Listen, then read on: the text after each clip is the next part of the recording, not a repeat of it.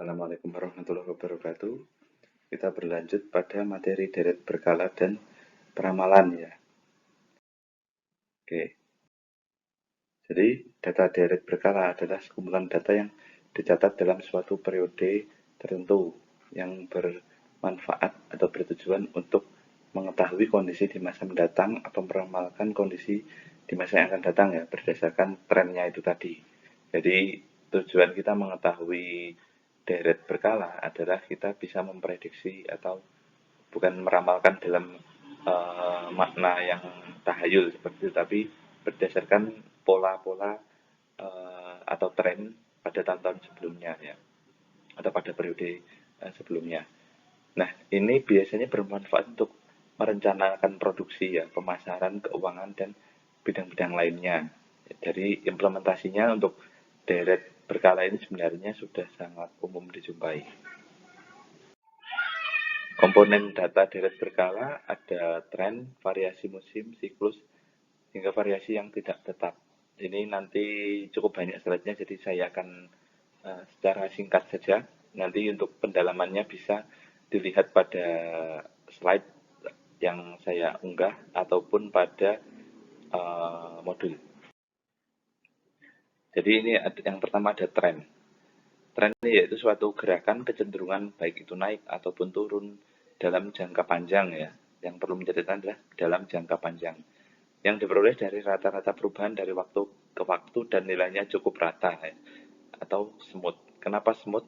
Karena di sini jangka panjang. Kalau kita bicara jangka panjang itu biasanya fenomena-fenomena katakanlah ekonomi ya. Itu biasanya terjadi dalam 1 tahun, tapi tidak istilahnya multi years atau tidak terjadi secara terus-menerus ya. Tapi ya memang tidak menutup kemungkinan seperti itu. Tapi karena ini bicara di jangka panjang, biasanya suatu negara itu sudah di tahun pada 1 atau 2 tahun berikutnya sudah mampu mengatasi katakanlah gejolak ekonomi, sehingga trennya itu cenderung akan landai atau cenderung smooth ya, tidak sangat suram seperti itu. Kemudian ada metode analisis tren. Ini ada beberapa. Ya, yang pertama ada metode semi rata-rata. Cara yang pertama adalah dengan kita membagi data menjadi 2 bagian. Ya, nanti akan saya contohkan yang setelah ini. Setelah membagi 2 bagian, kita menghitung rata-rata dari masing-masing bagian tersebut atau kelompok. Ya. Katakanlah sebagai contoh kelompok 1 dan juga kelompok 2. Kita masing-masing hitung rata-ratanya.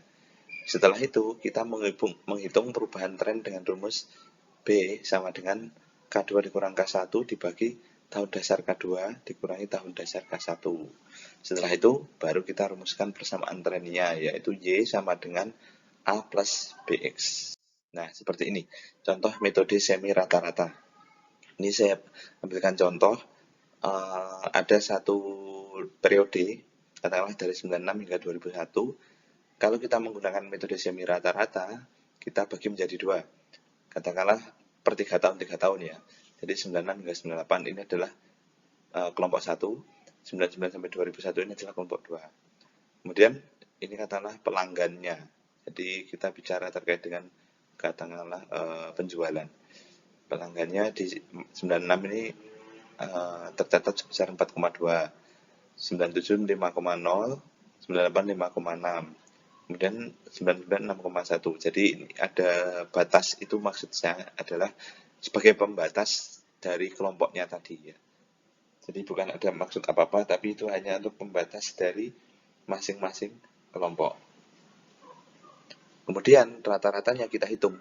Kita hitung rata-rata itu per kelompok. Jadi 4,93 ini adalah rata-rata dari 96 hingga 98. Dan 6,67 ini adalah rata-rata dari 99 hingga 2001. Kemudian menentukan nilai X dengan tahun dasar 97. Karena tahun dasarnya 97, maka kita angka nolnya adalah di 97. Setelah min 1 ini maksudnya adalah 1 tahun sebelum ya. Jadi kayak misalkan lebaran itu kan H-1. Ya contohnya seperti itu. Kalau 98 ini adalah 1 karena 1 tahun setelahnya. Kemudian yang 99 ini menjadi 2 karena kita patokannya di 97. Dan ini seterusnya. Nah, kalau kita misalkan menggunakan kelompok kedua, ya, di mana tahun dasarnya adalah tahun 2000, ya berarti nolnya di tahun 2000. Kemudian ya ini kita tarik mundur. 99 jadi negatif 1, negatif 2, 3, 4, dan seterusnya. Sedangkan yang ini terus naik ke atas. Kemudian kita hitung ya trennya. Y tahun 1997 bagaimana? Tadi kan A plus BX ya. A-nya adalah 4,93. A-nya itu adalah rata-rata tahun yang kita hitung ya. Ini kan 97. Tambah 0,58 ya. X. 0,58 X. Kemudian yang tahun 2000 ini 6,67 ditambah 0,58 X. 0,58 itu adalah B. B-nya cara menghitung adalah di sini. Jadi dari katakanlah rata-rata baik itu kelompok 2 kemudian dikurangi kelompok 1 dibagi tahunnya 2000 hingga 1997. Jadi nanti akan ketahuan berapa polanya ya. Boleh menghitung B dulu, boleh langsung menghitung A terus Y. Sama saja. Nanti yang penting dalam persamaannya itu akan membentuk seperti ini. Ini adalah persamaan untuk meramalkan dari segi tren ya, seperti itu. Nah, untuk metode analisis tren, jadi ada lagi yang nomor 2 itu namanya metode kuadrat terkecil. Dalam metode kuadrat terkecil, dia mempunyai jumlah terkecil dari kuadrat selisih data asli dengan data pada garis trennya. Fungsi persamaan Y-nya sama, A plus BX. Hanya saja untuk menghitung A, dia itu menjumlahkan Y, kemudian dibagi dengan N. N-nya itu berarti jumlah tahun yang diikutkan ya, berarti dari 97, 98, 99, 2000, 2001, berarti ada 5 N-nya. Jumlah Y-nya, Y itu adalah yang di sini, saya berikan keterangan yang ada segitiganya, segitiga dengan garis putus-putus.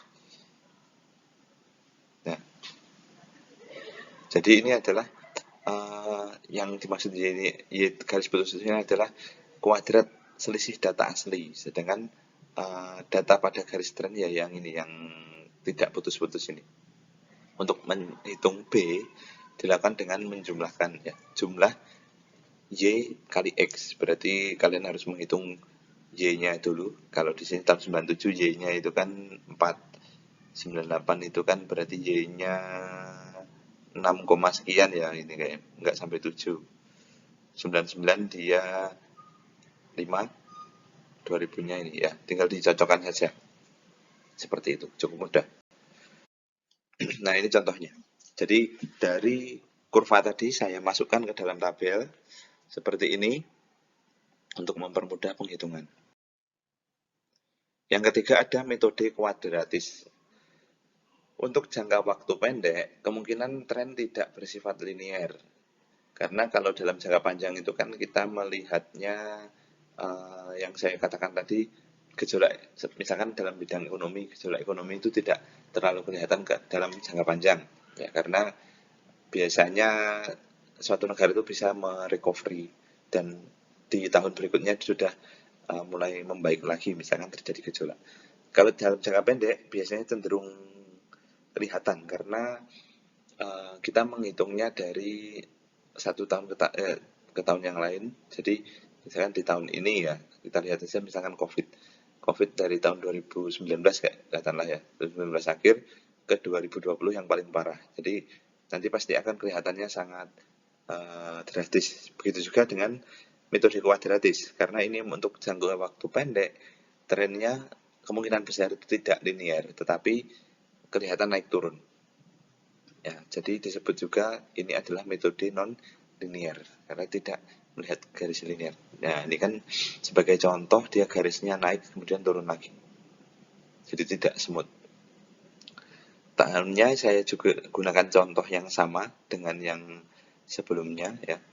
Dengan ada tambahan yaitu ada CX kuadrat.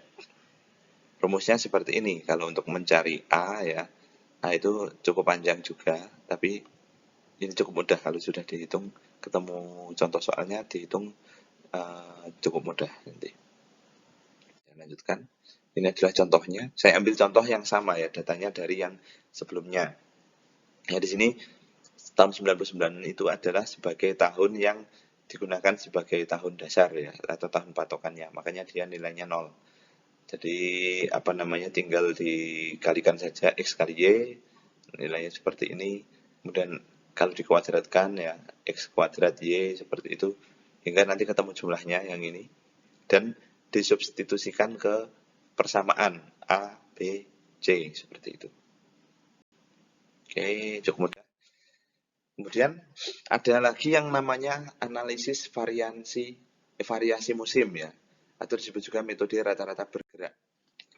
Jadi ini seperti bidang-bidang tertentu seperti pertanian, itu kan dia meramalkan musim, katakanlah musim apa itu padi, kemudian setelah panen ada muncul musim jagung, jadi ada pergantian. Karena dia dalam produksi, katakanlah produksi padi, ada katakanlah apa ya, curah hujan seperti itu yang mempengaruhi produksi padi. Jadi dalam produksi padi per musimnya dia akan terlihat seperti naik turun seperti ini. Dan itu berdasarkan 3 bulan sekali per triwulan ya. Kemudian yang kedua, yang bulanan, kita bisa gunakan contoh adalah inflasi ya. Inflasi dihitung per bulan. Jadi katakanlah ini adalah pergerakan inflasi tahun 2002. Karena inflasi ini cenderung susah diprediksi, sehingga dari bulan ke bulan tuh kadang naik, kadang turun, kadang naik, kadang turun seperti itu. Ya, ini adalah per bulanan. Kemudian yang per tiap hari, yaitu biasanya itu saham ya. Harga yang berubah tiap hari itu saham. Jadi tidak menunggu per bulan tapi tiap hari. Makanya contoh yang paling mudah itu untuk variasi musim yang untuk harian adalah melihat harga saham. Harga emas itu juga bisa untuk digunakan harian ya. Seperti itu. Oke, saya rasa ini cukup mudah, nggak ada pertanyaan ya. Nah, ini adalah contoh variasi musim dengan metode rata-rata sederhana. Ini cara menghitungnya. Jadi indeks musim sama dengan rata-rata per kuartal. Kuartal itu berarti per 4 bulan ya. Dibagi rata-rata total dikali 100. Misalkan ini kan kalau musim tadi kan saya mencontohkan padi ya. Nah, ini katakanlah pada bulan Januari sekian, sekian. Nah, tahun 95 ini apa? Berarti 95 ini bukan tahunnya sebenarnya, tapi dia adalah rata-rata. Jadi ini dijumlahkan terlebih dahulu pendapatan per masing-masing bulan. Oke, saya ralat ini bukan yang untuk produksi padi karena ini per bulan ya. Oke, jadi ini kalau sudah selesai dikalikan 100 nanti akan ketemu indeks musimnya. Seperti ini. Jadi cukup mudah juga yang ini. Kemudian ada metode rata-rata dengan tren ya. Metode rata-rata dengan tren dilakukan dengan cara yaitu indeks musim diperoleh dari perbandingan antara nilai data asli dibagi dengan nilai data tren ya. Jadi data tren yang tadi dihitung itu kita bandingkan dengan data asli yang kita peroleh sekarang katakanlah itu. Oleh sebab itu nilai tren Y aksen harus diketahui dengan persamaan Y aksen sama dengan A plus BX. Ini ada contohnya juga metode rata-rata dengan tren. Jadi selain ada Y juga ada Y aksen ya. Kita bandingkan ya. Oke, ini saya tidak bisa klik back, tapi Y aksen itu perhitungannya dari sini. 88, ini 97,41, kemudian 100. Hasilnya indeks per musimnya adalah 90,3.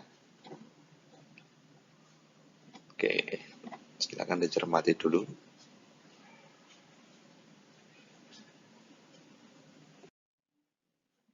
Kemudian yang ketiga adalah yang terkait dengan analisis, ada namanya analisis siklis. Contohnya yaitu analisis siklis itu siklus dan juga spektral. Ini adalah analisis siklus seperti misalkan siklus indeks harga saham gabungan atau IHSG dengan ketentuan bahwa Y sama dengan T dikali S dikali C dikali I ya. Maka TCI sama dengan Y per S. Ini hitungan yang rumusnya saja, jadi cukup mudah. Contohnya ini, siklus per triwulan. Jadi dalam 1 tahun itu kan katakanlah ada 12 bulan. Jadi ini dibagi menjadi 3 kelompok, berarti per 4 bulan ya. Triwulan 1 itu 4 bulan, triwulan 2 4 bulan, triwulan 3 4 bulan. Y-nya nilainya adalah ini, T-nya adalah ini. Kemudian kita kalikan supaya S-nya ketemu. Kemudian apa namanya, S-nya itu sudah saving. Jadi ini juga cukup mudah, nanti akan lebih mudah ya dipelajari melalui modul. Kemudian ada gerak tak beraturan ya. Yang perlu diingat adalah Y itu kalau dengan gerak tak beraturan, T dikali S dikali J dikali I. Ini rumusnya juga hampir sama ya. Ini misalkan membandingkan antara inflasi dengan suku bunga. Yang garis biru ini adalah inflasi dan suku bunga adalah yang warna merah.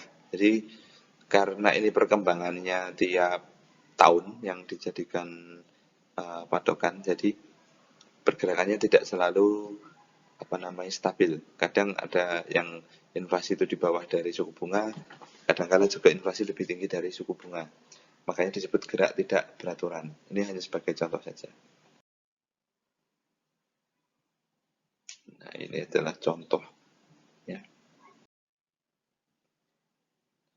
Oke, untuk yang pengolahan menggunakan Excel, ini saya sediakan, kalian nanti bisa praktekkan sebenarnya ya.